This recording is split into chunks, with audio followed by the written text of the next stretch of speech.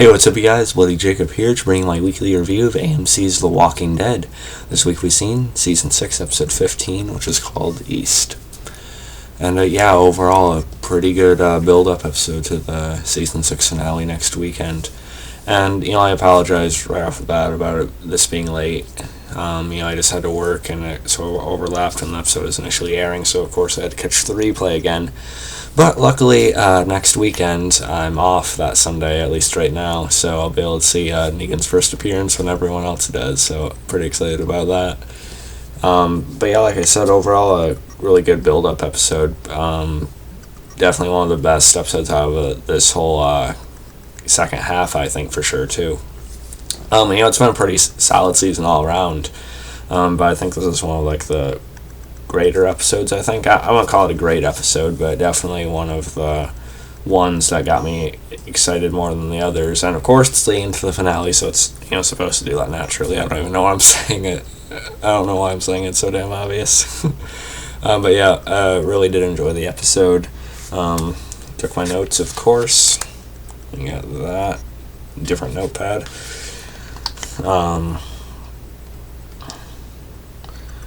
We get a nice scene of, Michonne and Rick in bed, and, some people are already against the relationship, they're saying it feels unnatural or something's just weird about it, they like them better as friends, but no, I'm still relishing in it. I supported the whole Michonne idea for a long time, and I really do think it was a natural progression, I think we've seen a lot of build-up, a lot of natural, organic chemistry that eventually led to this. They took the time with it, and I really appreciated it. That was nice. I like Michonne saying, Michonne was trying to get out of bed to be on schedule for what Maggie was planning to do around Alexandria. Of course, Rick didn't want her to go right away because it was still so early, hardly anyone was up yet. But of course, Michonne says she doesn't want to piss off a pregnant lady. I thought that was pretty funny. Let's see. Of course, Daryl, after Carol left at the end of last week's episode, he takes off right after, just going through the gate himself. And, of course, people try to stop him. They try to, go after him. And I like Abraham, when Glenn, Rosita, Michonne, and the rest of them went after him, he said, "Make room for my freckled ass." But I left him behind. That was pretty funny. Let's see, how many times am I gonna say in this video? And of course, sleeveless shirt, different for me. Nikita t-shirt, completely unrelated, but I just thought I'd show that real quick. Even though I showed it on my Facebook page, but obviously not all of you are on there, so I just thought I'd show that real quick. Anyway, and I know I'm skinny. I'm skinny. I actually did work out for a while. But, with work and everything, it's just, I need to get back on track. Anyway, done with that, done with personal life talk. Anyway, Carol, she actually does run into a group of saviors, and, she puts on that, partly an act, partly how she's actually feeling and conflicted with herself. She sort of starts hyperventilating and acts like she's so panicked that they're gonna, even touch her or take her anywhere and things like that. But then she has this machine gun hidden in her sleeve, and she just, shoots all of them down, or most of them anyway. She wounds, two, and then one, basically just bleeds out and dies most likely, and the other actually manages to survive and probably get word back to Negan or whoever else, Dwight or someone like that too. And then I really did like the Rick and Morgan scenes in this episode. We haven't seen a lot of, them together. Not nearly as much as we are promised with, certain trailers we got for the season beforehand and stuff. But I think their scenes really showed through in this episode.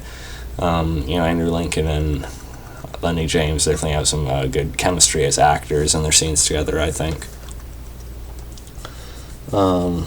Rick talking about Carol's the force of nature when they find the dead saviors.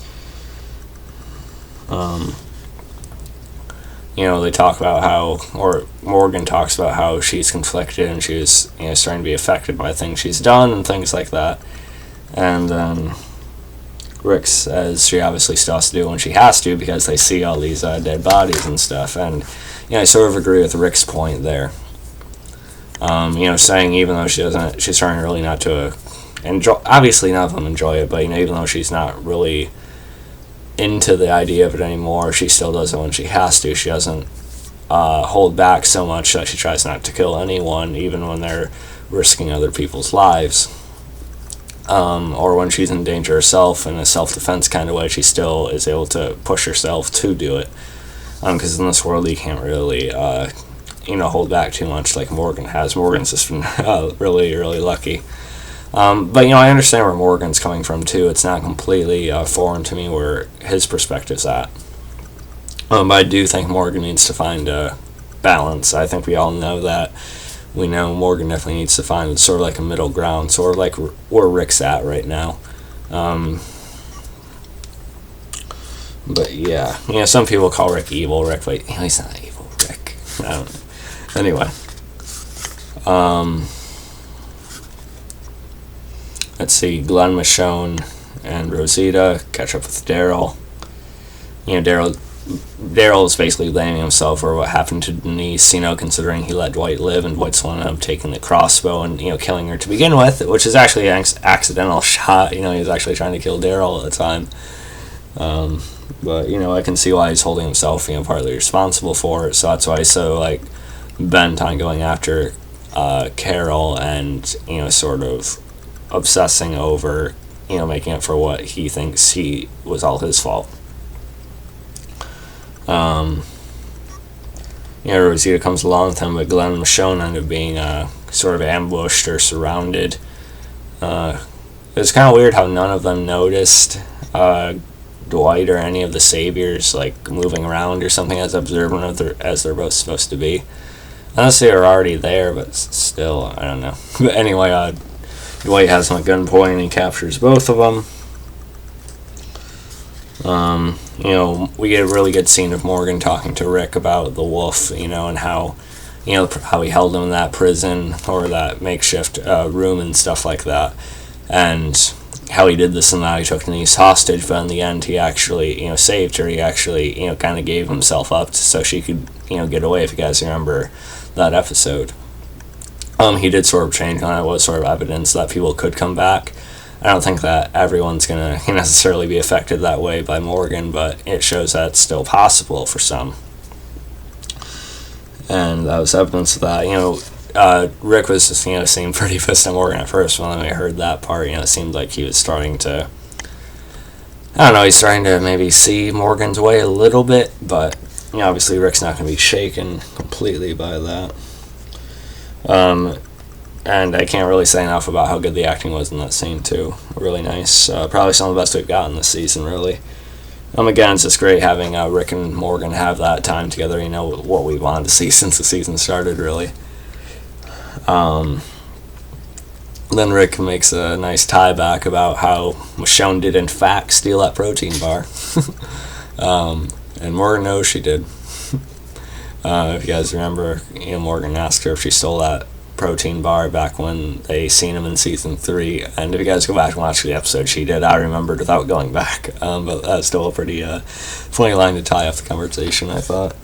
And Morgan goes off on his own to find Carol, because Rick's needed back at Alexandria. They need him there, and Rick and Abraham have a pretty good moment too. They sort of bond and connect, which is something I actually liked quite a bit too. I like Abraham, and I'm glad his what happened to Denise was sort of switched, with what happened to Abraham in the comic books. Or Denise basically got Abraham's death in the comics. I just spelled that for you. Sorry about that.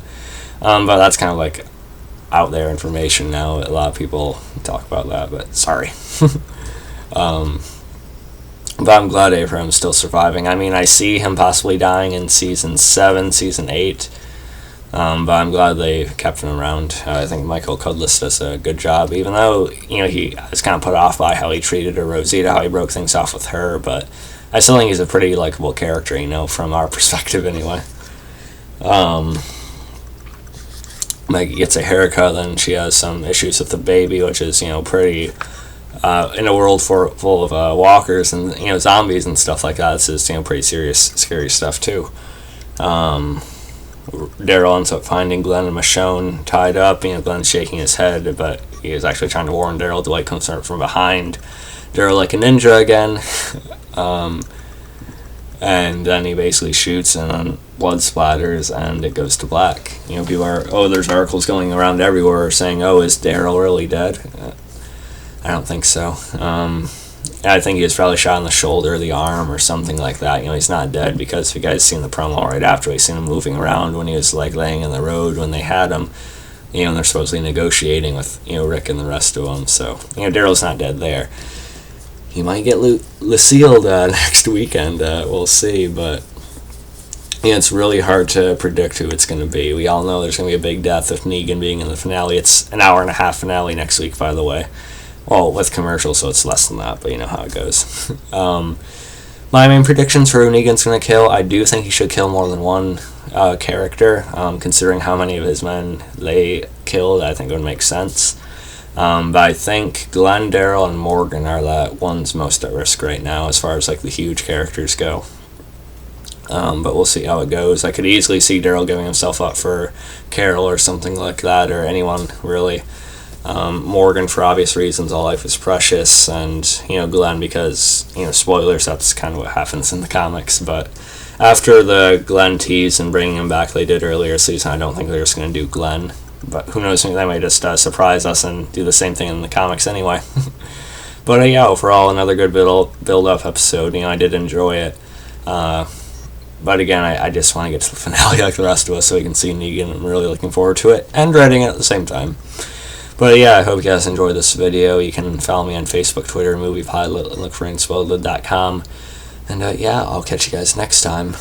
I might do a review of the horror movie Into the Grizzly Maze. I just watched that for the sake of Thomas Jane being in the movie. I might do a review of that tomorrow. We'll see. Depends on when I get up and have to get around for work and stuff. But I'm also catching up on Black Sails right now, which it has had a really stellar season 3. I just got really behind on with everything else. I know it just ended Thursday night, but I'm catching up, and once I do finish season 3, I'm going to do a sort of a general review on it, giving my thoughts on the whole season. But hope you guys enjoyed the video. Catch you guys next time. Looking forward to the finale.